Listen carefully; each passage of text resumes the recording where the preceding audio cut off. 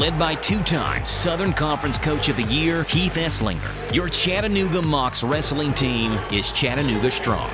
That is amazing right there, how many times he snapped him and brought him back. Chattanooga is home to 29 SoCon tournament titles, 16 regular season championships, 151 individual champions, 7 SoCon Wrestlers of the Year, and 9 Division I All-Americans. You're watching Monday Moc Talk, hosted by head coach Heath Esslinger.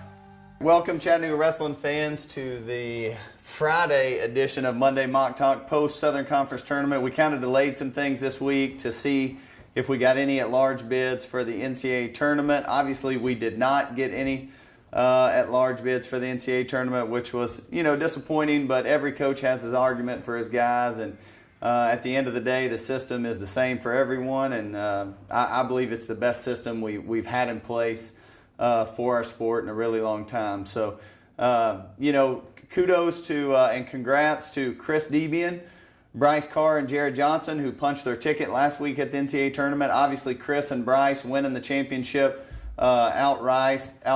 Bryce avenging a loss from the dual meet against Campbell. So, Bryce ends the year with only 4 losses. He gets the number 13 seed at the NCAA tournament. I believe we got a great draw. We're sitting in a nice spot, and Bryce has consistently been at the top of his game all year long. Even in those 4 losses, those losses are overtime, 1 point. So we know that Bryce Carr is ready to compete with the best guys in the country. Chris Debian, slow start at the beginning of the year. Obviously, he's coming off of an ACL tear. Went into the Christmas break right at 500. He's now on a 12-match winning streak. So a lot of momentum going into the NCAA tournament.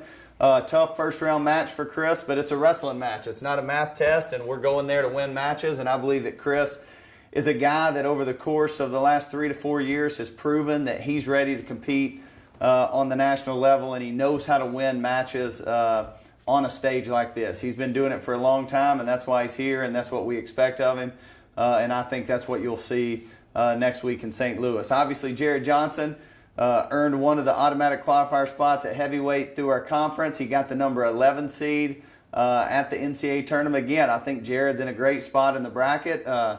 There is no easy spot. There's no easy spot when you're one of those 33 guys in the bracket. Every kid that's there is good. They've won at a high level. So the bottom line is we have to be ready to compete next Thursday, Friday, and Saturday when we show up in St. Louis. Looking back at the conference tournament, it's disappointing. Listen, there's no one that wants to win more than I do.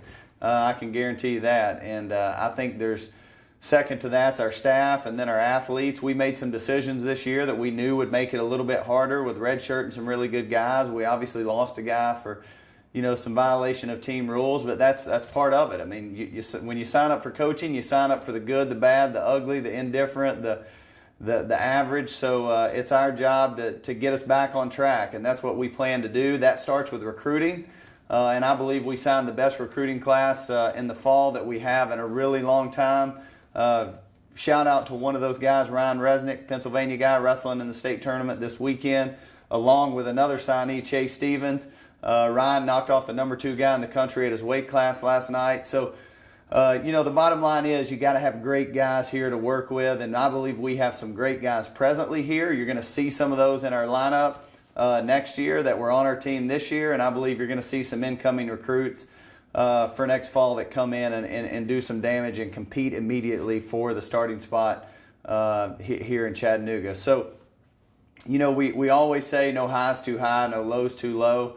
And I believe that to be true. I believe you got to have a system in place of doing the right things, and sometimes even in that it doesn't always go as planned, but I think when you stick to those systems, it gets you back on track a heck of a lot quicker, and it allows your athletes to see that you have their back no matter what. So we've been kind of working through our lineup for next year already, and it's exciting to see how many great guys we could have, and how many top 20 guys, top 15 guys, top 10 guys we'll have in our lineup next year. So right now the priority is Chris Debian, Bryce Carr, and Jared Johnson. We need to stick a guy on the podium, and we have 3 guys who have a chance. So we're going to go to St. Louis, I believe, motivated.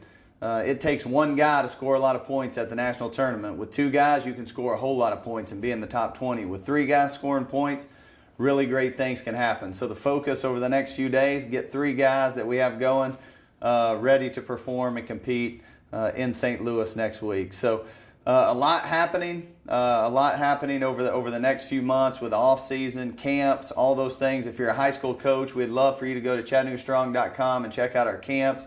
I believe we have one of the best camp systems in the country because we truly focus on what it means to be a team and building your culture. And if you have questions about that, look who's been to our camp in the past and call and ask them questions. I'm sure they will give you an honest answer. So thanks for tuning in to all of the editions of Monday Mock Talk this year. I hope that we're going to bring you another one right after the NCAA tournament and talk about how we've put a guy on the podium in St. Louis this year at the NCAA tournament. Thanks to all our fans, all our supporters. A shout out to Jason Fennell, who is one of our alumni who had a trail named after him yesterday for his service to the Boys and Girls Club. He's moving on to do something else, but always love seeing our alumni giving back to the community and being a great part of what it means to be a citizen here in Chattanooga.